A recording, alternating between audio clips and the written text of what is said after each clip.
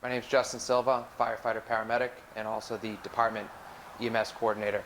I want to show you a couple of space limitations we have in the station, in particular to the ambulance.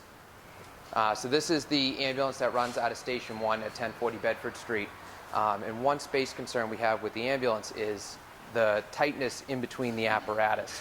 One of the issues we have at Station 1 is the space limitation in between the ambulance and the forest fire truck. One of the things we need to do regularly with the ambulance is decontaminate the back of the ambulance. That includes washing the floors, wiping down all the surfaces, and in order to do that, we need to remove the stretcher.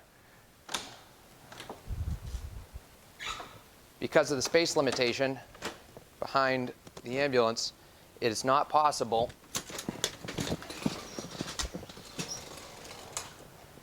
to pull the stretcher out of the truck.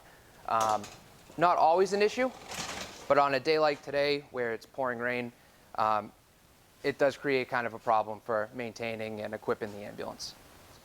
Coming further back, this is the forest fire truck. So if we need to use this piece of apparatus, we have to pull the ambulance out first to access it. And coming to the back of the forest fire truck.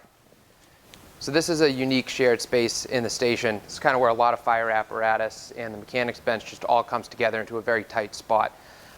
We have to puzzle piece all the apparatus into the station, which makes it very difficult sometimes to deploy the apparatus efficiently. So one particular example is the department boat is very tight behind the tower ladder truck, which consequently is very tight behind the forest fire truck, which is behind the ambulance.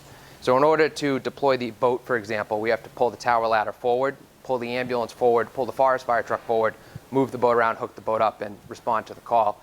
And you can see how tight behind the forest fire truck it is to the mechanics bench. And there's definitely some hazards involved here, trip hazards, and just the trailer hitch and the clearance around the vehicle for moving around the trucks is very tight. This is the mechanics bench area. So we do maintain a lot of our own equipment, including the fire apparatus. We do light maintenance stuff, small engine repair. The department mechanics do a great job with that.